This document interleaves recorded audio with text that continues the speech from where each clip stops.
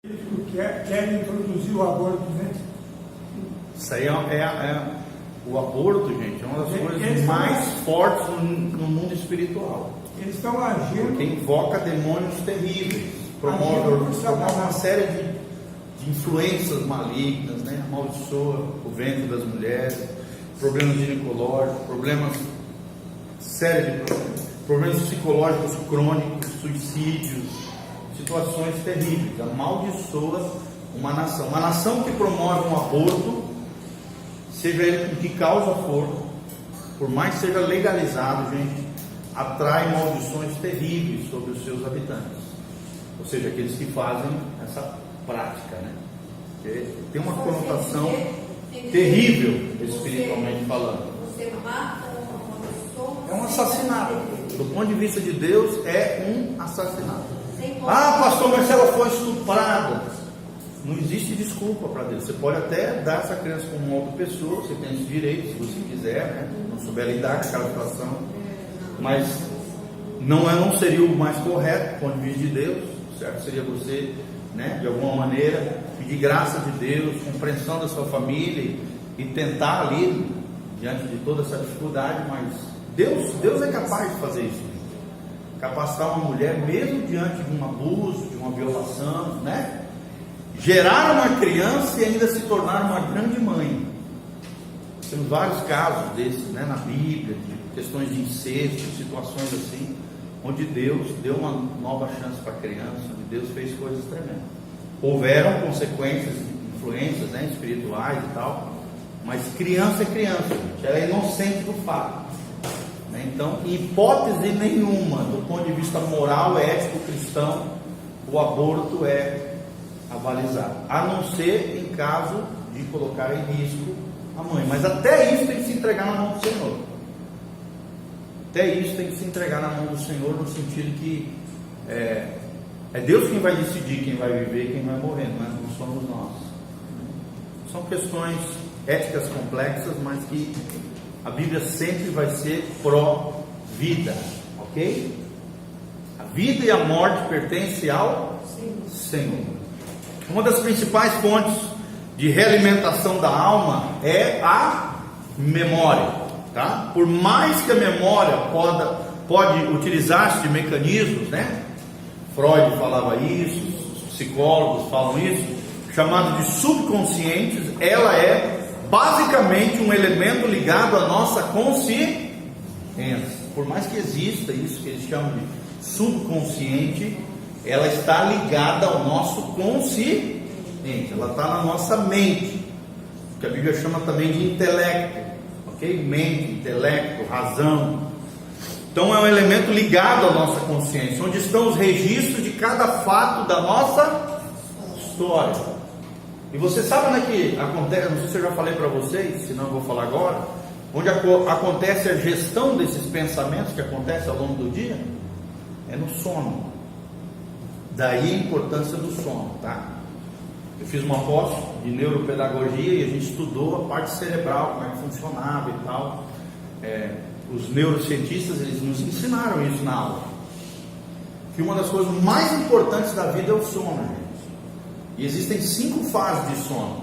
Dentre elas, a fase mais importante do sono é a quarta fase do sono. Por exemplo, para quem dorme 10 horas da noite, aproximadamente ali entre 3 e 4 horas da manhã, é o quarto nível do sono.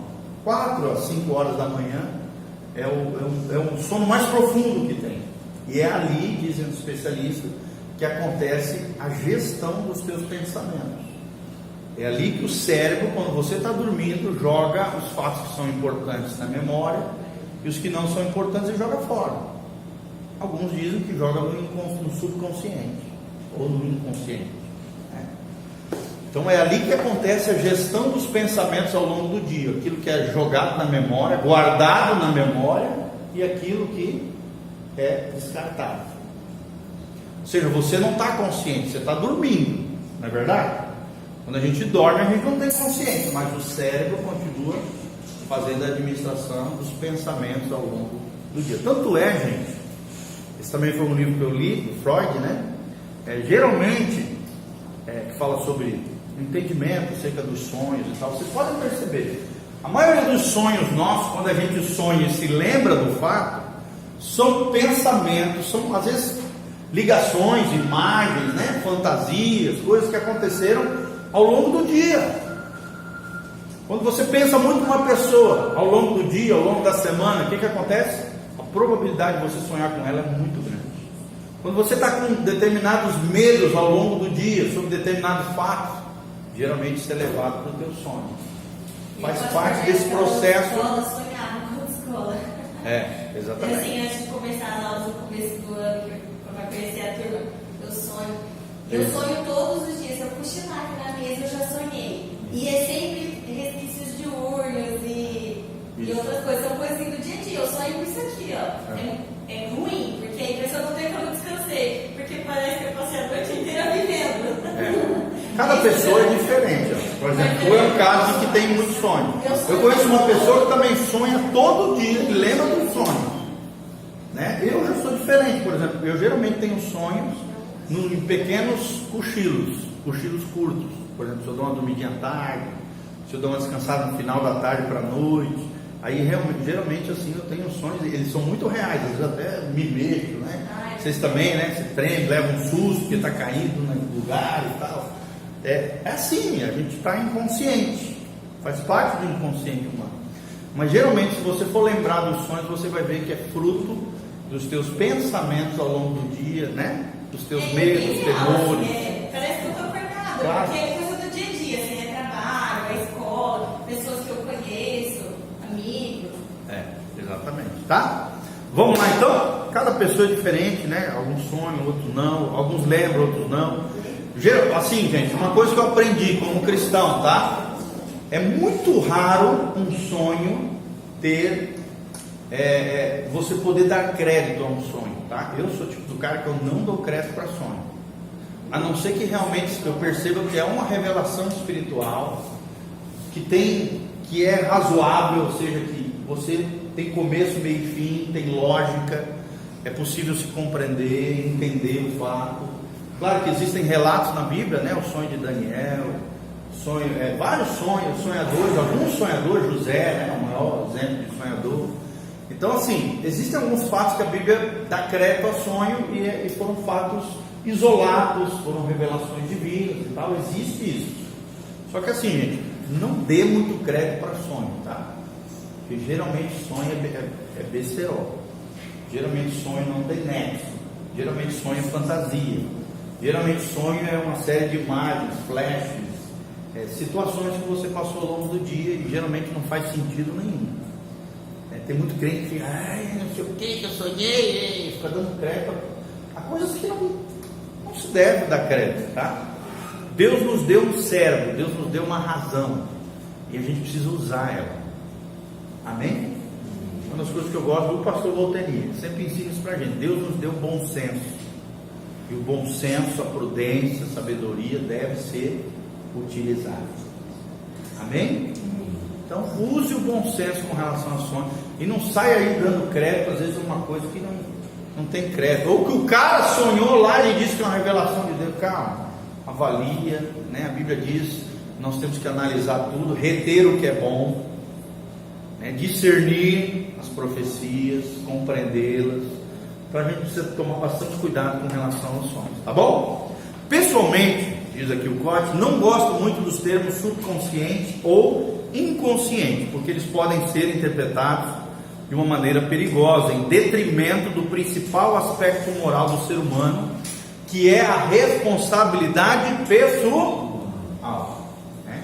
Então aqueles que advogam a questão do subconsciente, do inconsciente, eles colocam meio que de lado, como que secundário, o fator responsabilidade pessoal, né? Freud, os seguidores depois de Freud, a área da psicologia, trata muito sobre esse assunto e dá muito crédito a esse submundo, né? O mundo inconsciente, o subconsciente, e tira, fragiliza o fator primordial do cristianismo, que é o fator responsabilidade, o livre-arbítrio.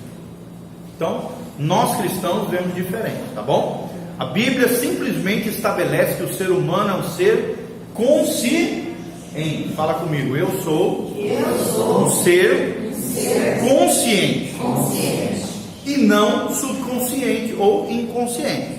Talvez, é claro, ciência, né? Até exista isso, mas o que Deus leva em conta quando tratamos de ética, de moral, de escolhas responsáveis, decisões, nós estamos falando do que, gente? De consciência, da nossa consciência, ok? Portanto, quando me refiro a cura interior, estou enfatizando aqui a redenção dessa memória ferida. Ou seja, está na memória, sim ou não? Isso é um fato, a ciência diz que existe a memória, né? O Augusto Cury fala muito sobre isso. Vocês já leram o livro do Augusto Cury? Né? São livros maravilhosos. Ele é um dos caras que é doutor em inteligência emocional. A especialização dele, né? Tese, doutorado e tal. Ele é um cara fascinante nessa área da neurociência, da psicologia, da psiquiatria. É um homem assim, extraordinário. Ele ensina bastante sobre isso. O Augusto Cury, ele fala muito sobre isso, né? Ele fala assim, não sei se eu já falei, vou repetir, é importante dentro disso que nós estamos falando aqui. Ele diz assim, é impossível, e ele é um doutor nessa área, tá? Ele tem um livro muito bom que eu li, talvez um dos melhores livros que eu já li dele, chamado Lidere a Si Mesmo. Lidere a Si Mesmo. É um livro pequenininho. Eu já li também, são 5 livros, né? Mestre do Amor, Mestre da Civilidade, é muito bom. Mas esse livro que eu estou falando é um dos melhores que eu já li, chama Lidere a Si Mesmo. E ali eu aprendi uma coisa muito interessante. Ele fala dessa memória RAM, que ele chama. RAM. Eu não sei qual é a tradução de uma terminologia inglesa, tá? RAM de R-A-M. Significa M no final, que é memory. Tem a ver com memória, tá? É o termo científico, é o conceito científico. Ele fala assim, peraí, isso aí não é muito importante, o mais importante que eu vou falar agora, tá? Ele diz assim, é impossível que a gente impeça o fluir dos pensamentos ao longo do dia. Ou seja, você não tem controle sobre a fluidez dos pensamentos que vão vir na tua mente ao longo do dia. Mas você tem a capacidade de gerenciar esses pensamentos na sua mente, no seu cérebro. Ok? Que eles venham, a gente não tem como impedir, inibir, né? Eu vou parar de pensar, não tem como. Os pensamentos vão e vêm ao longo do dia, pensamentos bons, ruins, né? Mais ou menos, positivo, negativo, de Deus, do diabo, vem de tudo. Sim ou não, gente? Só que é uma luta, né? Para você ter o bem-estar emocional. Talvez as mulheres tenham mais dificuldade disso, porque são mais emocionais, mais emotivas, mais sentimentais. O homem, ele é mais racional. Não é que o homem é mais inteligente que a mulher, não. Pelo contrário, acho que até as mulheres são mais inteligentes que os homens, são multifocais, né? O homem geralmente só consegue, eu mesmo, só consigo prestar atenção numa coisa. As mulheres não. Eu vejo a Sofia, né? Ela consegue prestar atenção em 10 coisas diferentes. Ela é multitarefa. O homem é uma tarefa só. Eu acho que as mulheres são menos inteligentes que os homens. Eu acho, sinceramente. Tá, mas se é ou não é, a gente não sabe, tá? Voltando para cá. Os pensamentos fluem dentro de você e você não tem como impedi-los de chegarem à tua mente. Mas, segundo os especialistas, Augusto Cury e vários neurocientistas dizem, é possível você ser gestor, gerenciador dos pensamentos que permeiam a tua mente. Eles não podem te dominar. Exatamente. Tanto é que existe o fator domínio próprio, né? São virtudes, são qualidades que a gente pode desenvolver. E a gente pode vencer essa área emocional, tá, gente? Hoje a gente vê muitas as pessoas tendo uma passividade de mente. O que é passividade de mente? As pessoas se entregam aos problemas, se entregam às emoções, preguiça de pensar, não desenvolve a sua mente, né? Tem a mente vazia, aeroporto de Satanás, aí o diabo deita e rola, só pensa besteira, não lê bons livros, não instrui a mente. Eu faço isso com meus filhos, desde pequenininho, né? Eu invisto em livros, compro livro de filosofia, livro de sociologia, livro de história. Os bichinhos estão ficando, o menorzinho mesmo, que adora ler, a Giovana gosta de ler também. Então você tem que incentivar a leitura. Você tem que ajudá-los, incentivá-los, motivá-los, cobrá-los e exaltar sempre a inteligência, né? Quando eles soltam uma frase inteligente, uma coisa, poxa filho, que legal, assim que tu falou, tá? Aí aquilo vai crescendo dentro deles, vão se desenvolvendo, vão crescendo. Ou seja, a mente, ela precisa ser estimulada. Não sei se vocês já perceberam isso. Você precisa estimular a mente. Ler muito importante. Tem uma das coisas que estimula a mente é a leitura. Leia bons livros. Faça aula como vocês estão fazendo, né? Tudo isso aqui é investir, é gerenciar pensamentos, é aprender. Isso é tremendo, tremendo, tá bom? Isso tem que começar desde pequenininho, incentivar isso. Eu tenho 3 filhos, cada um tem um desenvolvimento intelectual diferente. A Giovana é muito boa com gente, ela se desenvolve muito bem ali, conselheira de pessoas, as amiguinhas e tal. O Emanuel já é extremamente artístico. Tudo que ele faz bem, ele é detalhista, ele vai ser um bom instrumentista, ele desenha maravilhosamente bem, ele tem uma capacidade assim, de aprender coisas de informática, essas coisas, ele sabe montar, desmontar um computador, impressionante, um menino de 13 anos de idade. E o Miguelzinho já é um gêniozinho, é impressionante, é o mais inteligente de todos. Claro que a gente não fala isso na frente dele, mas ele sabe disso. Tanto é que ele não dá trabalho, faz as tarefas sozinho, só tira notão. E cada um, vocês estão entendendo? E ele é inteligentíssimo, ele solta cada um, ele lê muito, lê livro de filosofia, sociologia, história, ciência, uma coisa impressionante, um molequinho de 11 anos de idade. E está crescendo assim, ele solta cada frase, cada coisa, que às vezes eu fico abismado. Como é que um menino de 11 anos solta isso? É divertido, bem humorado. Assim, é bem humorado, é divertido. Então, cada filho, você vê que tem características diferentes, tem virtudes diferentes, né? Tem capacidades diferentes. Tem 2 tem maior capacidade de lidar com gente, né?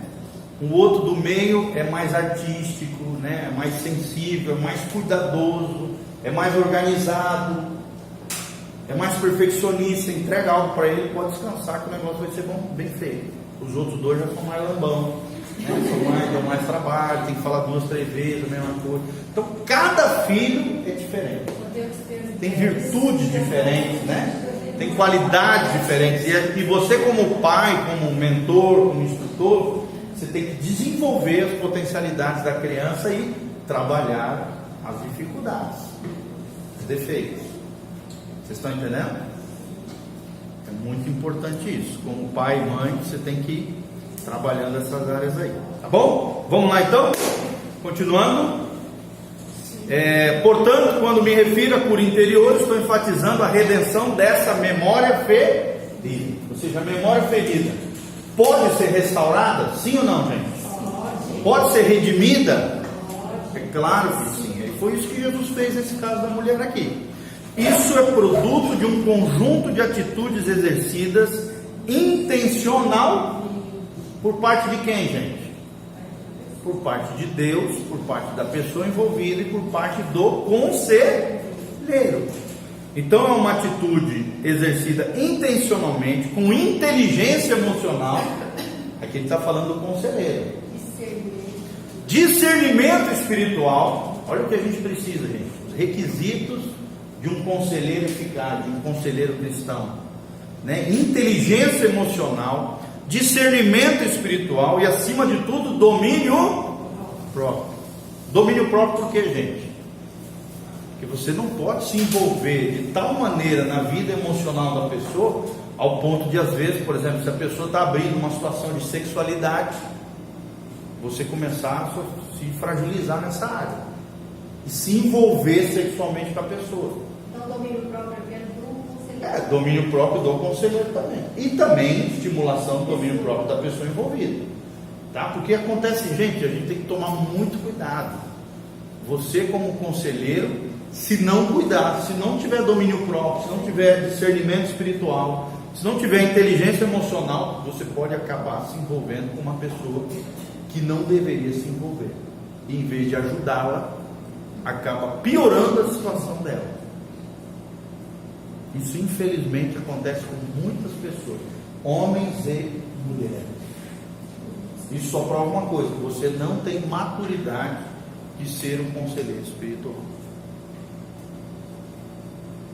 Existem casos, psicólogas, psicólogos, psiquiatras, né? Todo profissional, pedagogo, a área da saúde também, né? A área da educação, tem muito isso. Quer dizer, você não está sendo profissional, você não está sabendo separar as coisas, você está misturando tudo. Isso não pode, gente. A partir do momento que você se sentir fragilizado com uma determinada situação, principalmente a área moral, sexual, você não pode mais ajudar aquela pessoa. Você tem que passar para uma outra pessoa que tem estrutura e condição para isso. Vocês estão entendendo, gente? Porque senão pode vir a dar uma tragédia. Vocês estão entendendo? Tem que tomar bastante cuidado. Por isso que o ideal aqui, o que a gente sempre tenta fazer aqui na igreja, é que mulher discipule mulher, homem discipule homem. É claro que nós, pastores, às vezes as pessoas, elas querem um atendimento com o pastor. Então a gente faz um atendimento preventivo, 1 ou 2 vezes. E aí, se a gente vê que é uma coisa mais larga, mais dispendiosa, mais discipulado mesmo, a gente encaminha para as mulheres. E uma coisa legal aqui na igreja é que todos os gabinetes são envidrados. Então um cuida do outro, né? Eu estou atendendo aqui, a Samanta na minha frente, está atendendo o outro ali, então todo mundo está de olho em todo mundo, cuidando de todo mundo. Se endemoniar lá, eu vou lá dar uma força, ajudar e tal.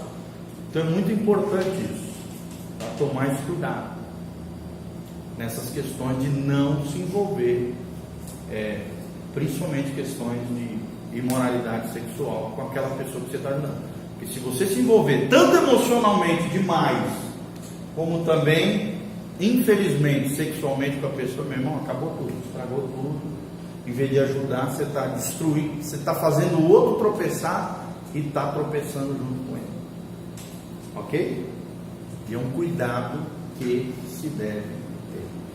Pastores, conselheiros, terapeutas cristãos, psiquiatras, psicólogos, educadores, pedagogos, médicos. Imagina um médico.